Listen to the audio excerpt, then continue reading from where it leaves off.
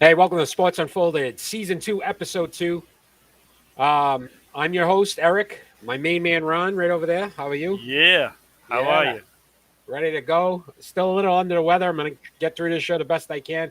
My friend, I know you're not feeling as well either, so hopefully we get through this with no issues. Another day in the life. That's it, baby. Let's see if we start off with the leadoff story. So, Black Monday came in the NFL. Six coaches have been fired this week.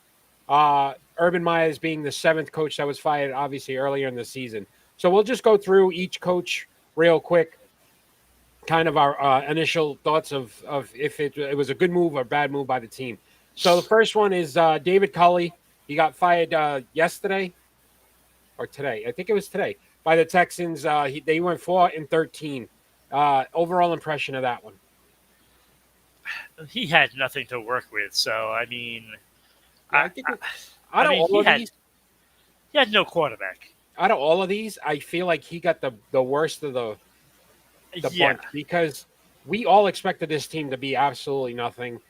Deshaun Watson situation, and instead of them saying, "Look, let's give this guy another year," the team played hard for him, and they won a few games that most people didn't expect them to win. Right. It's And the team, the players themselves actually liked him as a coach. I think this was a bad move for the Texans. I don't know what they're thinking because again, without figuring out what's going on at quarterback, regardless of the coach you bring in, they're going to be in the same boat next year. right, and you can't. You like how you gonna judge how a coach does if he has no quarterback? Like Right? really, he hasn't had a quarterback all year. No. And again, Mills played well enough to at least look like he Right. may be a future quarterback for them. But again, as a rookie and not obviously the same talent that let's say a Mac Jones had in New England, where he was able to Yeah, to, to he needs a overcome some of year those or things. two to get ready for the NFL. He's clearly one of those players that needs a couple of years on the bench learning. So I'm a little. I thought the Texans made a bad decision on that one. I Mike Zimmer, the Vikings, they went 8-9. We were just surprised that he made it through the year. Yeah, yeah. And so I don't know if you heard the comments he made about Cousins afterwards that he was relieved to get fired because basically the team has handcuffed him by keeping Cousins, and the guy was more concerned about giving him hymns and stuff instead of really focusing on the football side of it. I think Mike Zimmer wanted out a couple of years ago. I don't think this Cousins thing worked out at all for No, Minnesota. And the next guy that comes in, look, they're a talented team, but I still feel like Kirk Cousins is not a solid quarterback that's going to get a head coach to the playoffs. right, right. He's going to be a quarterback that you can just get through a season, and build on, the team, when they're in a rebuild phase. Not a team, not a player, not a quarterback that's going to get you to the promised land. So he might be able to win enough games in a year to get you to the playoffs, but he's not going to do anything in the playoffs because once you match up with those other teams, the matchup is really not there. Yep. How about Matt Nagy? Was let go by the Bears, who went 6-11.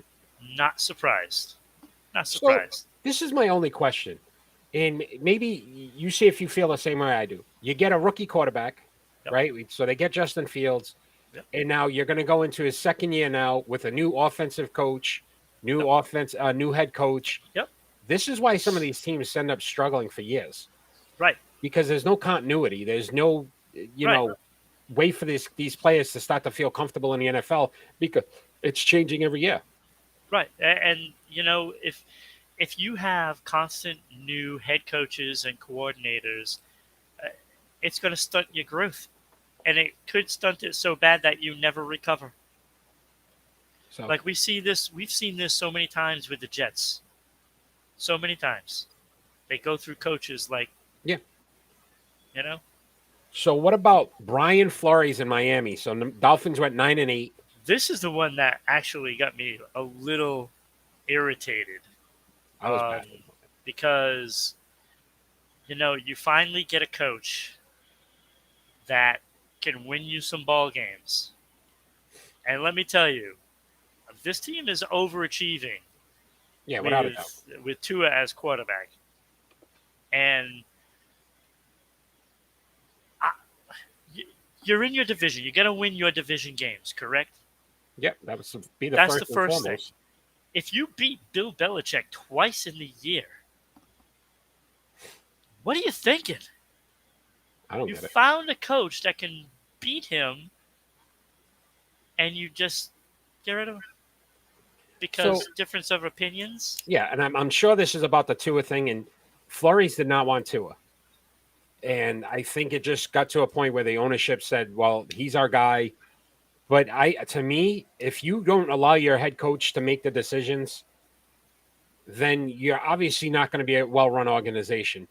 No. I don't think no matter what coach they pick up at this point, it's going to be an upgrade from Flores because he's proven that he can win with as little talent as possible, and you could see it with just the way the defense played alone. He got that defense to be one of the top defenses. And let's remember, this team rolled off 7 straight after a very slow start, which means the players played hard for him. Yep. They didn't give up. So I think the Dolphins are going to regret this move. Oh, they are. They're going to take a step back. They're going to take a big step back, and coaching matters in the NFL. It does. We have this argument a lot of times about Phil Jackson and stuff like that in the NBA. NBA, the players can kind of run things for the most part. It doesn't work like that in the NFL. There's so many moving parts in each play that you need all these coaches to be on the same page. And you just had a coaching staff that was doing that. Yeah, it makes no sense.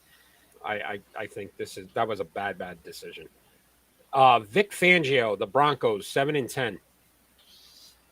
Yeah, I didn't like can't this say move I'm either. surprised, but I didn't think this was. I didn't think he deserved to be canned.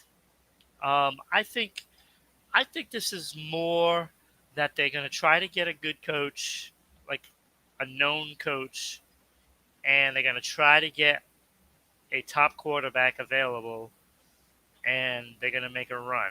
That's what I'm gathering from this, because they had a good defense. This coach really put together a pretty decent team. I thought so. They were just missing, a quarterback. You got Drew Lock and you got Teddy Bridgewater. Huh? I mean, so you think about it, it's almost the same scenario with Zimmer getting stuck with the cousin.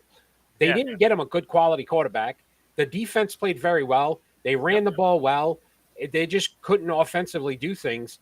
And to me, again, here's a situation where I think the team was heading in the right direction, and now you start again. And you got to start over. And I didn't understand. So all those quarterbacks that they have now, it doesn't matter. Yeah. I mean, if I'm a head coach, am I like, Drew Lock's my guy? Teddy Bridgewater is going to play probably 70% of the time? Yeah. I don't know. Joe Judge, the New York Giants, 4-13. Not surprised. He was terrible. Yeah. So this went from looking really promising last year to going downhill quick. Yeah. And I think he just got overwhelmed. I think once they started losing and weren't performing well on the field, he didn't know how to handle that. He couldn't reverse that. And so I thought this took longer than it should have as well, because you could tell they were going to fall apart weeks ago. And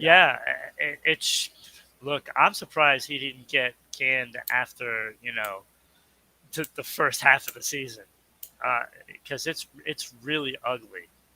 And I think they needed to get changed early. Yeah. In that so now it's top to bottom. So the GM Gettleman retired as well. So we'll have to see what they bring in there. But how many Force coaches retired? Retired. Who would honestly want this job at this point? That's the problem. Well, I'll tell you, you'd be surprised. First of all, it is the New York Giants. Yeah, I get it from the name standpoint. Somebody that changes the direction of this team and makes them a playoff caliber football team is going to get a lot of recognition, and he's going to get He's going to get praised a lot if that happens. Yeah. So, but it's not an easy task because the spotlight is on. So the other two positions, obviously Urban Meyer is being fired earlier in the season. So Jacksonville and the Raiders still haven't named a head coach. Um, so my question would be to you is this: out of the guys that were fired, is there a particular guy or guys that you feel would be getting hired again this season? Okay, well, Flores is going to find a job really quick. Yeah. Um, any team that needs a coach should consider him, except Jacksonville, and I still think that Byron Leftwich should be the guy there. You know, he's a quarterback. He knows what Lawrence is going through, and I think he's the best guy for that job right now. Flores, he might be the guy that goes to the New York Giants. He may be that guy. It'd be interesting. I know his name's been rumored with the Bears. I think the Bears want to interview him. Yep. I would again, like to that see him would maybe in be Denver. another job that you'd take. Yeah. Denver would be a really good fit for Flores as well, I think. The defense is already established. Yeah, you're looking at three franchises that has a storied history. Yeah. So it'd be again, we talked about it last week. Jim Harbaugh's name has been mentioned and rumored. So there's still a lot of change that could happen. Obviously, the playoffs start this week, so we'll have to see if any of these other teams decide to make any moves afterwards. Let's go on to the New England Patriots, as we do each week. We discuss their upcoming matchups. So they'll be facing the Buffalo Bills in the playoffs. So what are some of your keys to the game? Keys to the game, you have to stay in your lanes. You have to stay. You cannot let Allen get out of the pocket and run, because that is what could be the ultimate demise of the Patriots if they allow that to happen. Because if you don't keep him in that pocket, at least, when he's throwing the ball, you know what you have to do. But as soon as he's out of that pocket and he's running, and he can still make the throw no matter where his receivers are, and that is just a disaster waiting to happen, if you're the Patriots defense. So they cannot overrun, get out of their lanes. They just got to keep those guys there, and, better to keep him in the pocket than to try to go for that sack and miss. So the top two defenses scoring-wise in the league, Buffalo and New England. Question would be, though, against solid teams, you haven't seen that top-notch defense. Can they play that solid defense? Look, the weather's going to be a factor again. They're talking about, single digits with the wind chill, maybe minus 10. So it's going to be cold. Throwing the ball is going to be tough again. The one thing New England struggles with is stopping the run. Yeah. They have to be able to control that side of the ball. You cannot allow the Buffalo Bills to hand it off. Singletary's not a very good back, but if he gets 75 yards, let's just say, and then Josh Allen's going to use his legs, they're in trouble. Yeah. Because I agree. Points are going to be a premium. I don't see this game being, a 35-28 game. This is going to be a, 13-10 game. It's going to be low scoring, heavy defensive side of the ball. And I'm going to say after that beatdown that they got in New England, mentally, I would say Buffalo is probably a little more in their heads of the Patriots than it is the vice versa, because absolutely, New England's going up there a little nervous about this game. Yeah. and you got to wonder, what the Patriots were thinking during the Miami game when you let that slip away and you could have played somebody else. Yeah. Like Cincinnati. Like, I mean, it's pick your poison. I mean, Joe Mixon. Do you want to face Joe Mixon? Jamar Chase? No. So it's pick your poison. So to me, it seemed like the poison that Belichick wanted was probably going against Buffalo, where you have to have a slugfest, and it's going to be, you know, Yeah, I think about it from low from scoring game. from a standpoint of, look, you faced them twice already, so there's already tape, so that helps. Yep. There's a familiarity with the teams. They know each other. They know the coaching staffs. So, from a coaching standpoint, I think this is an easier job for Bill Belichick because he's already got tape to work with. But Yeah. Whether or not you have the players to yeah, do it. yeah, exactly. So can Mac Um, Jones? I know Mills went on the COVID list. I don't know if he's come off yet, but you Yeah, and know, Isaiah wins out, which I think is actually not too bad of a thing because he's a penalty waiting to happen every time he touches the field. So we'll have to see. I just, I mean, we'll do all our predictions for the NFL games shortly, but I will say this: I'm not confident enough to say that I feel like they can go into Buffalo and win.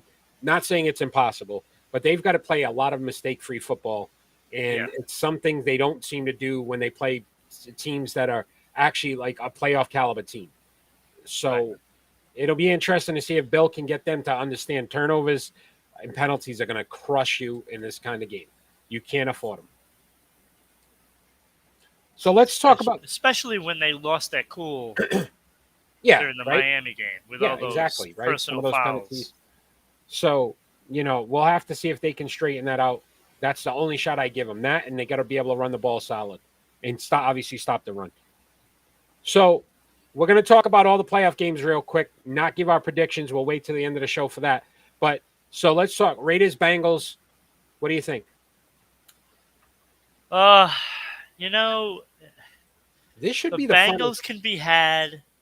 Yeah, this could be one of the most interesting games of the weekend because both of these teams can just light it up if they really want to. Look, they're all talking about upsets. Who's more vulnerable, Kansas City or Tampa Bay or Dallas? I think Cincinnati is the most vulnerable with their matchup because with the Raiders, you don't know how they're going to come into this game. They're thinking, let's just let it fly and just go in there and work hard. Cincinnati has to be ready for this. Yep. So again, Cincinnati at home doesn't play as well at home sometimes. But I also feel like if you think about the Raiders have won 6 games this season on the last possession of the game. Yeah. They play close games. They know how to stay in a game. They know how to win those close games. That's key. And we've talked about it all season. The adversity that team's been through, like this is just another step in that process for them. I think again, upset alert. I would agree with you. The Bengals probably are the biggest upset alert here. Yeah, and it's odd too because you're looking at a team that can knock you out of the game in the first quarter. Yep. Between Mixon and Chase and Burrow, I mean, this team can score some points. And if Las Vegas is not ready, they could find themselves down by a couple of touchdowns early, and it's over. So Eagles at Buccaneers. This is actually a rematch of an earlier game in this.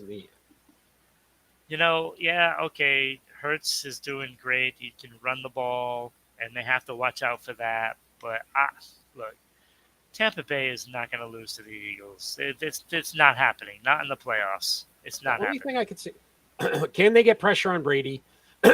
Obviously, with the lack of receivers on the Tampa side, possibly getting Fournette back, that could be a big key for the Buccaneers. But you're looking at Gronk and Mike Evans. After that, their receiving core now is definitely decimated. That may be enough. And it may be. But you got to. They have Le'Veon Bell now too. I think they do. I don't think he really plays. The Eagles, though, in all honesty, look, a young team has nothing to lose. No, they don't. By going out there. So it could be interesting. And weather's going to be a factor. They say it should be a sloppy game, rain. So sometimes that just makes me even pick Tampa even more. If you can't throw the ball, though, that's Tampa's strength. And Philly runs very well. Just Uh, saying. Just saying. Tom Brady can throw in the inclement weather. Like we know this. I mean, all seriousness. If this was 1990s, this would be like, wow, what a matchup again. The 49ers at the Cowboys. I haven't seen this in quite some time. This is since like the late 90s. This is in that another rivalry. team that needs to look out because San Francisco is pretty good. I mean, I know Jimmy Garoppolo is not Dak Prescott. But if he just doesn't make any mistakes, San Francisco can win this game. They could. Look, they've got a very good defense. Cowboys' offense has been hot and cold. You don't know which week you're getting That's what. right. But if the Cowboys can put it all together, right, the really good opportunity for them to win. I think the worst thing that Jerry Jones could have done is it's Super Bowl or bust, is what he said. I think he put way too much pressure on the Cowboys. Yep. And I think that's going to come back to bite them. I'm not saying they'll win this game or lose this game. What I will say is this, though. I wouldn't want that pressure on my team if my owner was going to tell us, look, if we don't make it, I mean, there's wholesale changes that could happen. Steelers at Chiefs. This could be ugly. I really look, it's a storybook ending that you'd want to, that Pittsburgh fans would want to see. It's just not going to happen. No. I'm sorry. I saw, the game against the Ravens, the last game of the season, and both teams were horrible. They were both horrible. And there is no way Pittsburgh's offense is going to score enough to beat Kansas City. It's not happening. Look, as to your point, as great as this story would be, Big Ben, look, this is the swan song. You can tell he can't throw the ball deep anymore. It's going to affect him. You got to be able to match points with Kansas City. Yeah, that's not going to happen. The only thing that can help the Steelers is if TJ Watt can just have one of those disruptive games where he can just create some turnovers and Mahomes makes some mistakes. I don't feel like the Chiefs have anything to worry about, but that's why they play the games. Yeah. Cardinals TJ at Watt Rams. is the wild card in that game. Cardinals at Rams. And that's the Monday night game. This is probably the toughest game of all the playoff games going on this weekend. I mean, this to me is a toss-up because, Cardinals obviously haven't played that great down the stretch. And Stafford hasn't played that great down the stretch.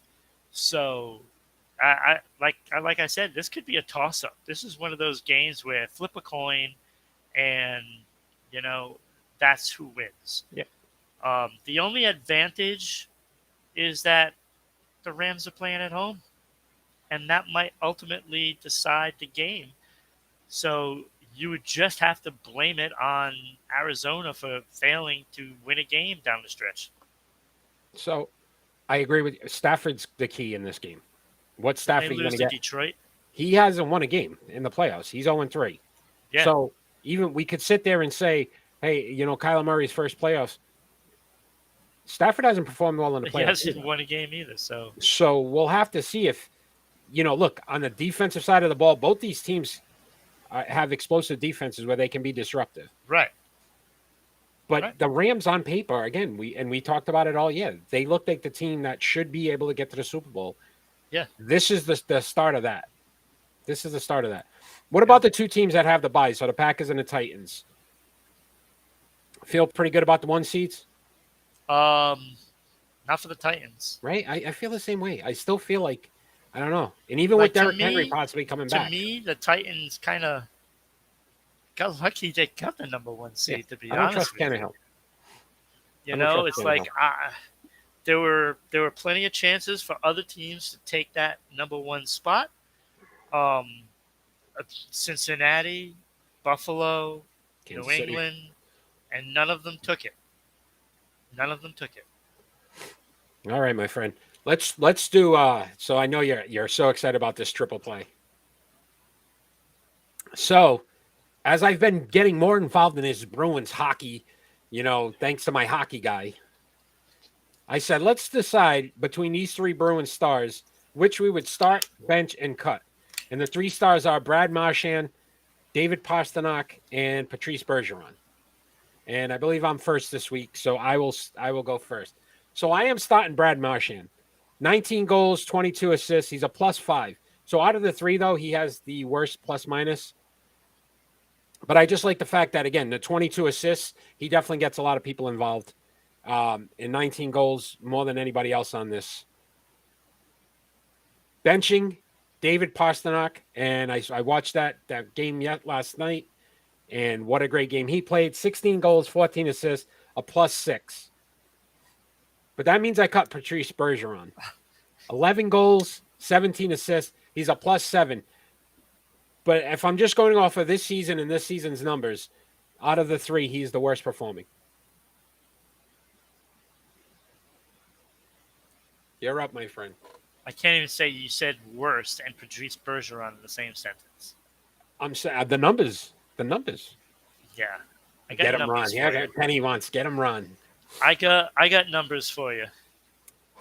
All right, so I am starting Brad Marchand. And it has nothing to do with these numbers that you're throwing out because I don't care about those numbers. Going by their careers, Brad Marchand can create offense from nothing. And I know you're thinking, oh, well, so can David Pastrnak. Not so fast. David Pastrnak has some great stick handling and stuff like that, but most of his goals is from that shot. That's his weapon. Marchand is everywhere. He can make a play in the corner, take the puck away, and just skate out and score. This is what Brad Marchand does. He creates offense, whether he's on a power play, even strength, or shorthanded, as he got a shorthanded goal the other night. Look, he's just so dynamic, and if it wasn't for Ovechkin, I would say he's the best left winger in hockey. Okay. With that, and this is so hard because you just don't want to cut anybody.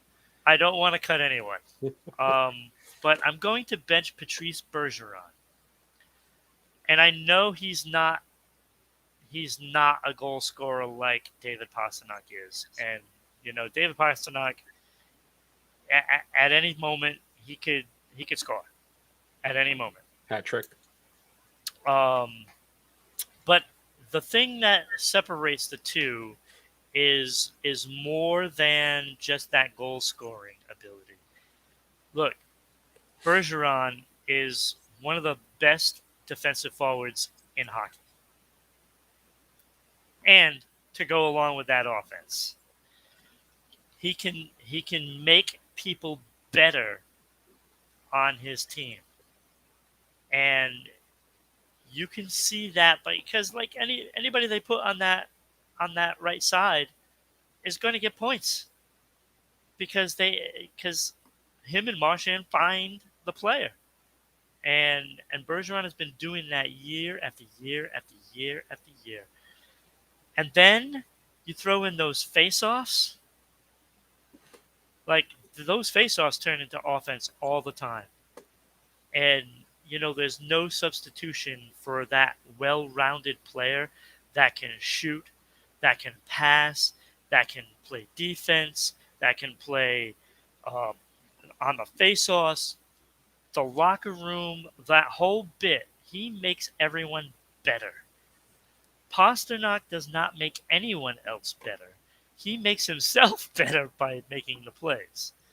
Okay. And, and I love Pastrnak. Believe me, I would not want him not on the team. By no means. But I would cut him before I cut Bergeron. And that pains me to say that. That's why I did this one this week. Because I wanted to see you struggle. just what Bergeron can bring to the table is still more than what Pasternak can bring to the table. Gotcha. Great triple play. That's so hard. So hard. NBA. So the Knicks have acquired Cam Reddish from the Hawks. Do you like the move? I mean, is it going to make a difference? So he's averaging 11.9 points. I looked at the numbers, 2.5 rebounds and 1.1 assists this year. But he is shooting over 40%, 37, almost 38% from three. This is where I think that, and 90% from the free throw line. This is where I think this is key. And I'm going to start the conspiracy theory now. You've got R.J. Barrett. Now you got Cam Reddish. There's only one guy missing from that Duke, and that's Zion Williamson. I think this was a play to set up the New York Knicks to try to make a move for Zion Williamson next season. That's interesting, Eric. I mean, he does help a team out. I'm sure he's probably going to come off the bench this year for Reddish. But I don't think that's a move that's going to get them, deep into the playoffs. Yeah, so I think this is more of a setup chip. Yeah, I think you might be right. I think you might be right. Why wouldn't Zion want to, A, go to New York at that point? B, you're going to be right back with your boys from Duke. Yeah. This could be interesting. No, that makes sense. Because we know Zion, there's already talk about him leaving. Yeah, I think, A, he wants out. B, I think the Pelicans are probably frustrated with him anyway. Yeah. This move to me was all about that. Nothing more. I don't think this makes them any better. I don't think this gets them into the playoffs. I think this was just to say, look, we're going to make sure that we can make a bid for Zion in the offseason. Especially if they make a move to get rid of somebody. Maybe some contracts. Yeah, listen.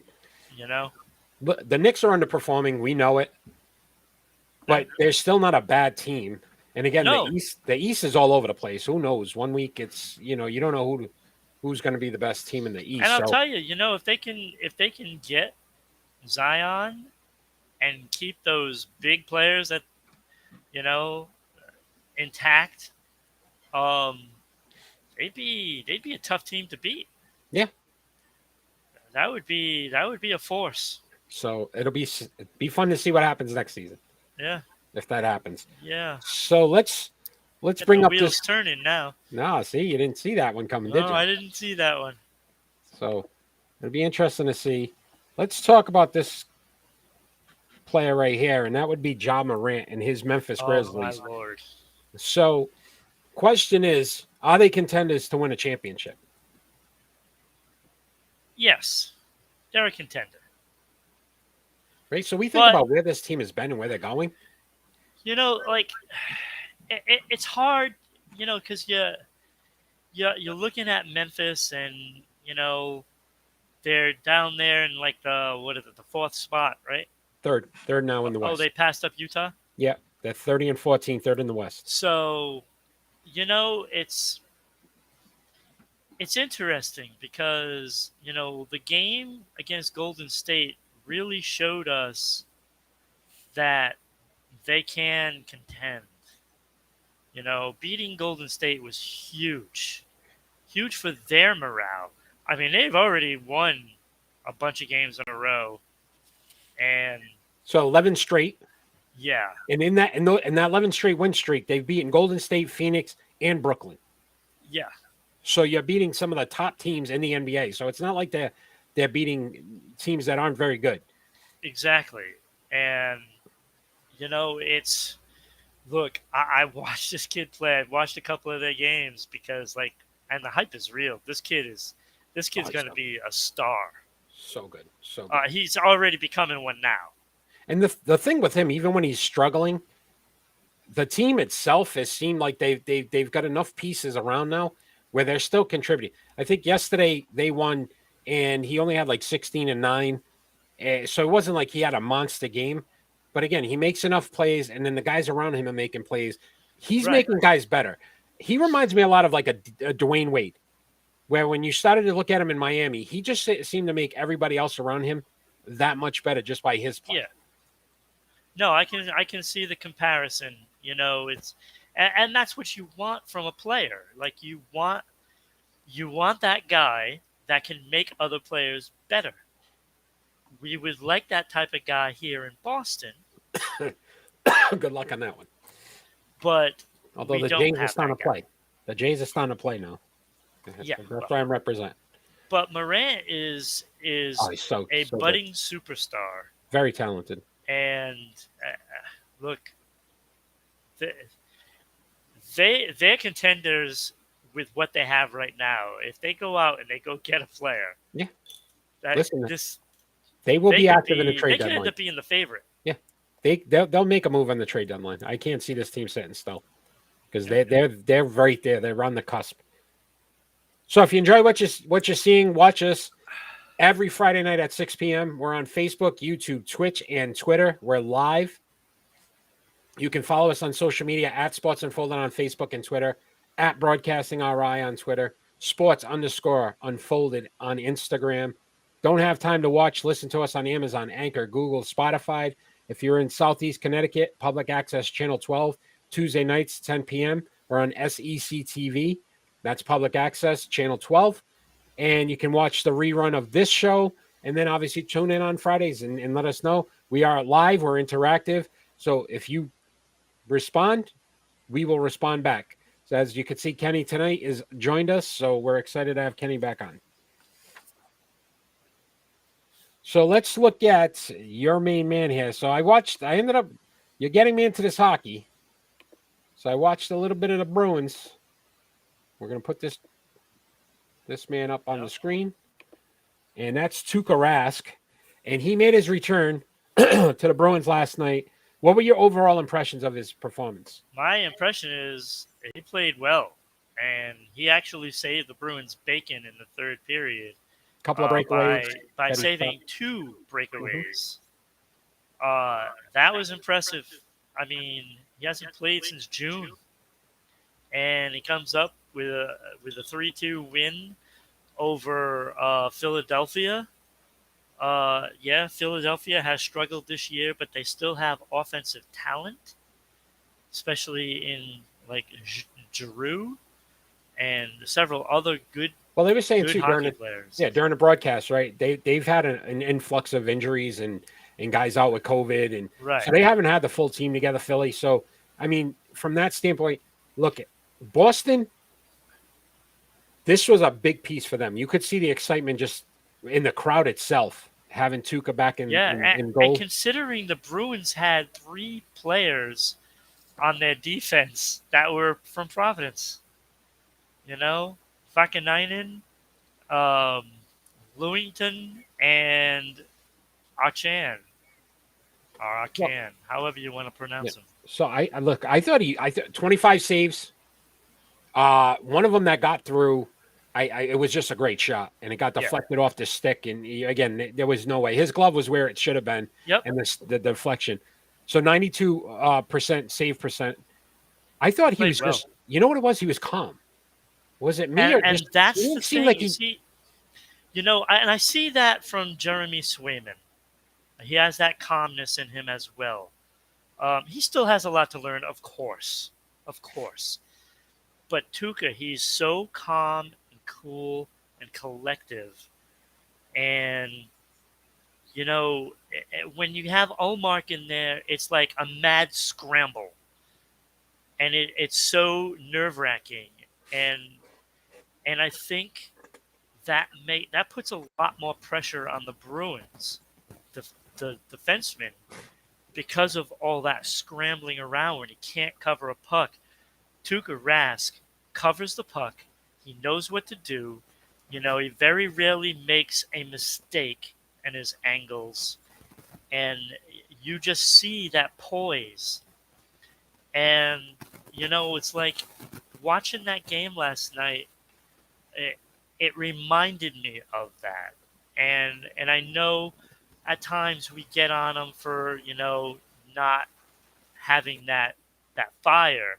but that's just who he is. You know, he's a calm goaltender, and you know we forget that sometimes. And he's so patient and deliberate, and he very rarely makes bad angles on the saves. Yeah, and I think if you look at, they didn't play well in the second period, Boston.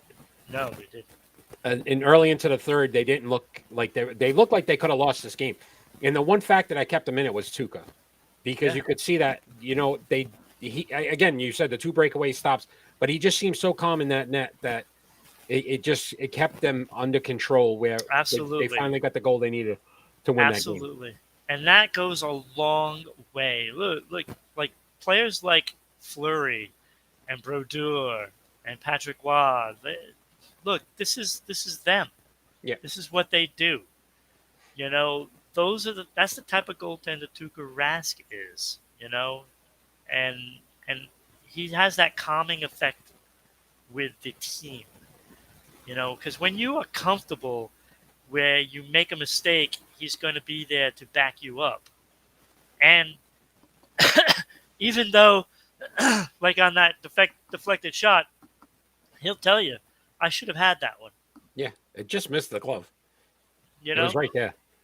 and that's the thing. He doesn't put it on, you know, the team, and he doesn't put it on himself. He kind of just says, you know, it's like we just need to be better. Yeah, move on from it and learn from it. So, on another NHL story, and I know I brought this up because I know you were a little heated about it. So the NHL has announced their All-Star game, and I know you're a little against this, and I just figured I'd give you an opportunity to discuss why. Yeah, you know, it's like, okay, so you've had all this COVID problem, and they're still having. Like, let's be honest, it's still going on. You're going to risk all your all-stars. If one guy goes there with COVID, they're all going to get it. And then you have every all-star out for a couple of weeks with COVID.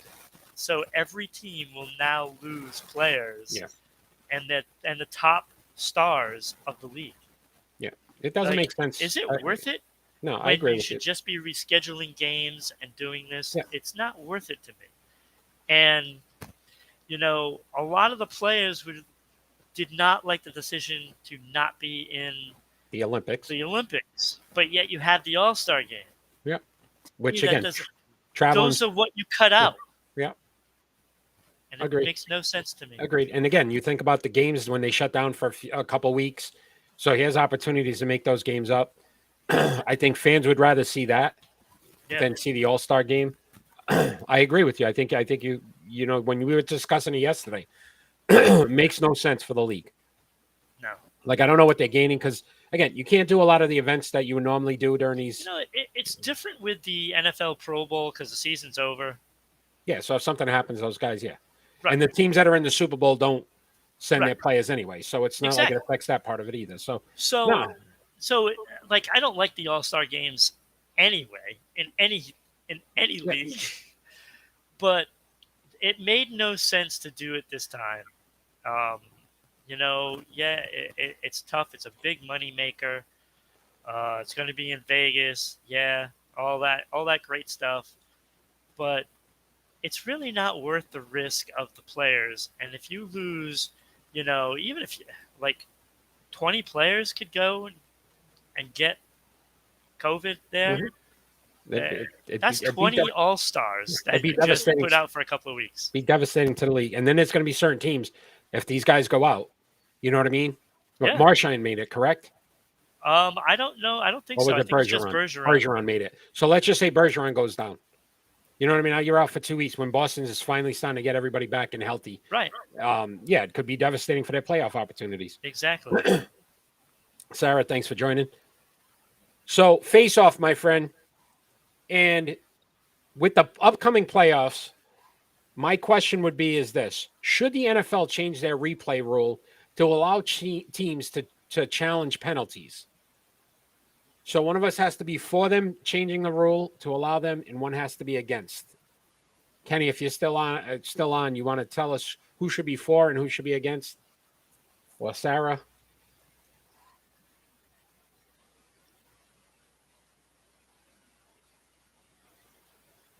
If not, I got to pick because I go Yeah, first. that's fine. All right. I guess I am for it. I would like them to add it to the. Okay. All right. So I look at it this way.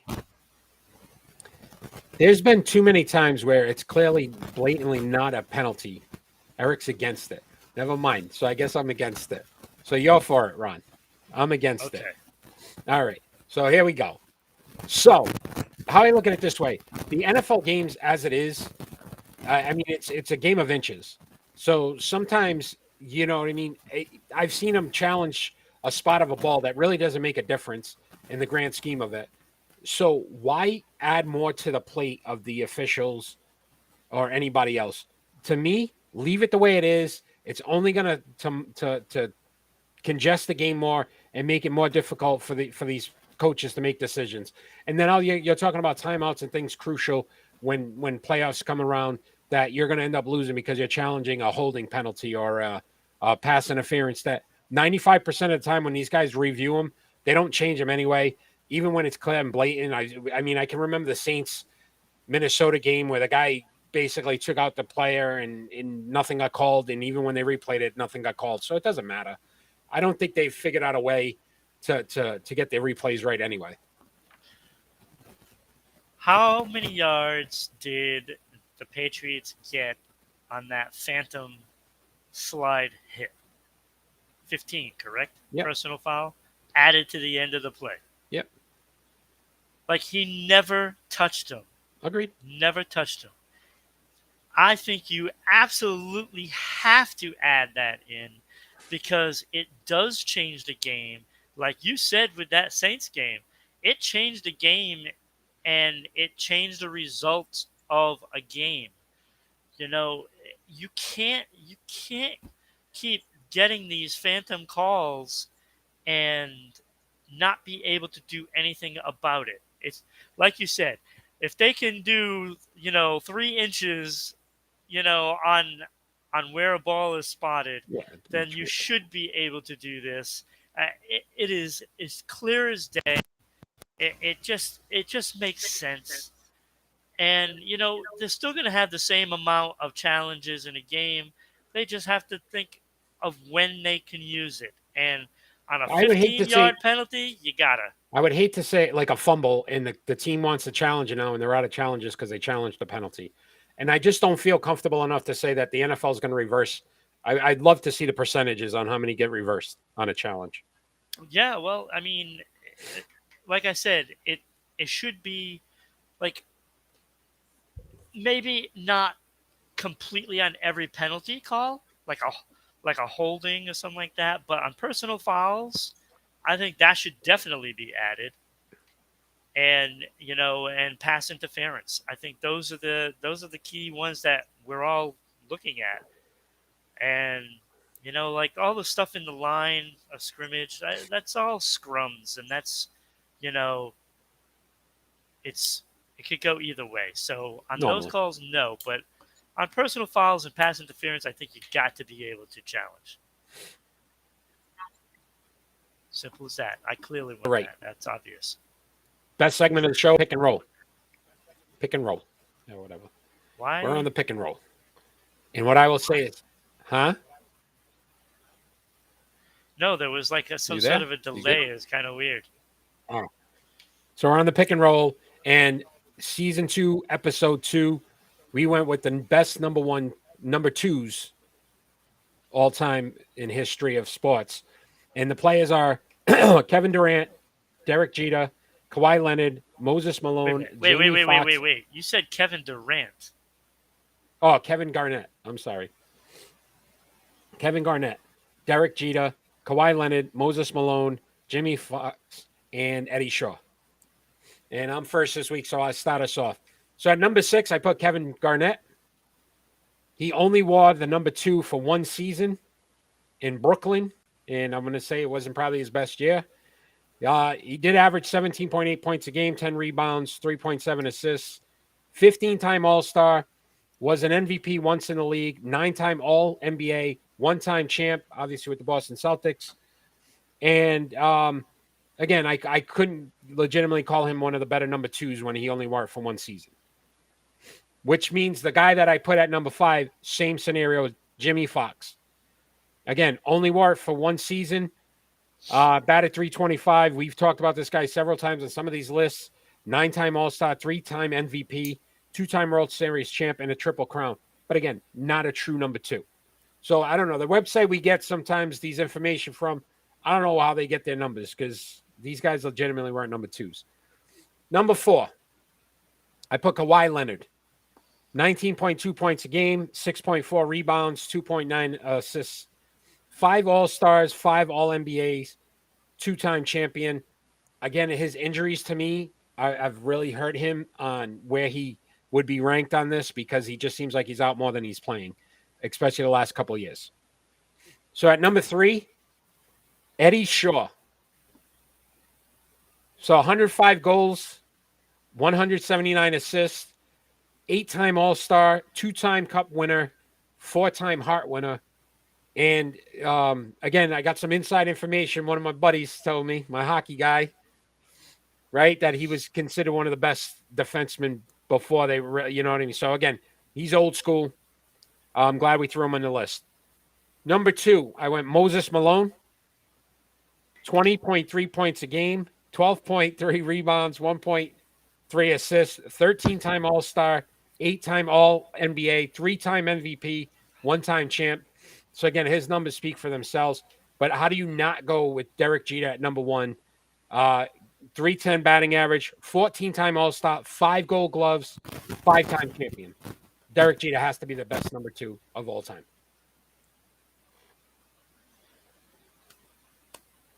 Thank you, sir. I appreciate that. Thank you.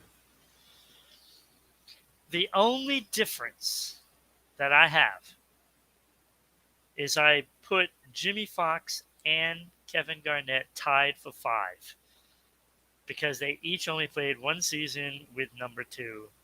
So I didn't even look at their numbers. Kenny's disappointed Didn't with even me. look. I don't know why. Didn't even look. Because I put Garnett at 6? So Garnett and Jimmy Fox are both number 5. Have to be. 1 year. Because they only played one season. And with the number 2. look, we've seen Jimmy Fox's numbers. They're ridiculous. Agreed. At number 4, I have Kawhi Leonard. Again, 7-time All-Defense, 19.2 points a game. Yeah. Like his numbers speak for themselves, but it's just not enough. Eddie Shaw, I put number 3, and I thought you were going to think I had him at number 1. You love putting hockey guys at 1. 8-time All-Star, 2-time Stanley Cup champion, 4 MVPs.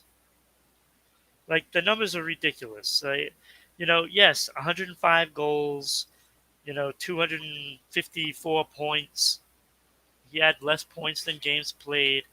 But back in the 40s, that's how the game was played. Yeah, a lot different. Getting double-digit goals by a defenseman was like having Bobby Orr at that point. So he was the original revolutionized defenseman. And then Bobby Orr came, and then everything was changed. So, number 2, Moses Malone, of course, like 13 All-Stars, 1 championship. And, you look at Moses Malone's numbers, and they're all spectacular. But the only 1 championship, really, there was no question it had to be Derek Jeter at number 1. Had to be. Look, So, I'm a Red Sox fan through and through. Putting him at number 1 was really not that difficult for me because he's one of the few players throughout history of New York that I actually like and respect. Like, I've always wished that he played for the Red Sox. Even though they've had some great shortstops with Nomar and, throughout his history, it's like he was just a class act. Agreed. And that Hall of Fame player was a Hall of Fame person. And you can't deny 5 championships. You No, can't deny without a that. doubt. Without a And doubt. you know how I am with these lists and Yeah. championships. They weigh. That's They weigh. weighted. That's weighted. So once again, if you enjoy, Kenny is very upset with us. If you enjoy what you're seeing, watch us every Friday night at 6 p.m. We're on Facebook, YouTube, Twitch, or Twitter live every Friday night at 6 p.m. Follow us on social media at Sports Unfolded on Facebook and Twitter, at Broadcasting RI on Twitter, Sports_Unfolded Fest. on Instagram. If you don't have time to watch podcasts, Amazon, Anchor, Google, Spotify. If you're in Southeast Connecticut, check us out on Tuesday night at 10 p.m. on SEC TV. That's Public Access Channel 12. We're on at 10 p.m. on Tuesdays. It's a rerun of this show on Fridays, so check it out. So, prediction time, my friend. I won. Yeah, you won last week. I won last week 3-0. So I won them all. So all we're doing this week is we're going to pick the NFL playoff games this weekend. So, first game, Las Vegas Raiders at the Cincinnati Bengals. I am going to go Cincinnati. All right, I'm going Raiders. I think the Raiders got it. New England Patriots at the Buffalo Bills. Oh, and if you're at home watching, you should be predicting the games as well. Yeah, so we Kenny. get you on that chart because Kenny's 0-1 right now. Yeah, you're in last place, Kenny. So it's who is it? New England Patriots at the Buffalo Bills.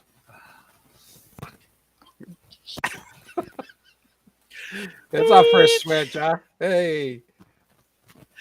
Okay, so there's one. We are no longer family friendly. Yeah. Because I didn't want to choose. I didn't want to pick this game. I'm gonna go Buffalo. Okay, me too.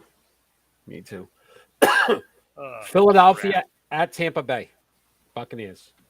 Tampa Bay. It's not even. That's a joke. Agree. I still think, though, it's going to be closer than you think. No, it's not. San Francisco at Dallas. So the Cowboys. Here is my upset special right here. I am taking San Francisco. I am as well. So I guess it's not an upset special to them. No, I I think pick them also. because I'm going to pick Pittsburgh at Kansas City. This is an upset special. Yeah, sure. Sure. No, I'll take Kansas City on this one. Yeah, I'm going KC as well. So, I can't beat you if you're going to pick all the same.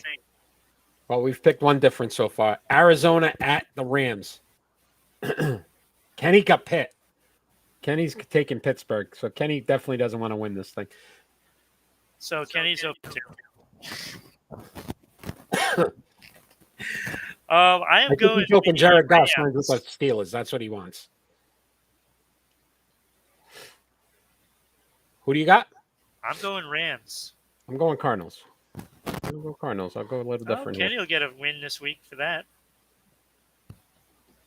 All right. Not bad. So as we normally do, we end each show with our final thought. Doesn't necessarily have to be anything sports related. It could be about anything going on in the world today. I am first, so I will go. Final thoughts, actually, I wanted to congratulate the New York Yankees. They hired a female coach for their low A club, Rachel Bavlek, for the Tampa Bay Tarpanos. And I just thought it was a great opportunity finally to start to see that the sports world is starting to integrate females into those coaching roles, because there's been so many good coaches out there, and you start to see it in the NBA and the NFL where they're on the sidelines, but they're not getting the opportunities. So I'm glad to see that you're starting to see them break some barriers. And it was nice to see that, she's been there for a couple of years. They've seen the job she's done and realized, look, it doesn't matter if she's a male or female. She can do the job. So congratulations to her. Congratulations to the Yankees for taking that big, bold step. I thought that was great. That it? That's it. Okay, so my final thought goes out to all those football fans out there that are ready to watch their team play in the playoffs this weekend. Got a lot of games, got a lot of teams going. Got a lot of fans hooting and hollering.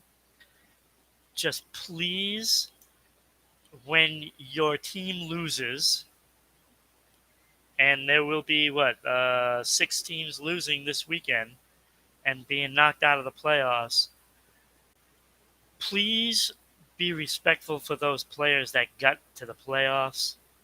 Like, we've seen a lot of negativity towards like Baker Mayfield and stuff, and let's keep the negativity down, because first of all, you made it to the playoffs, and that's a hard thing in the NFL. Mm-hmm. So give those teams some credit. Cheer when they leave the field after they've lost, no matter who it is, because I've got a team at stake, and I just went against them on picking. Yeah, I know. And I don't want to hear, oh well, we should still have Tom Brady. I don't want to hear that. If the Patriots lose, I don't want to hear, oh well, it's time for a new coach. No, keep the negativity out.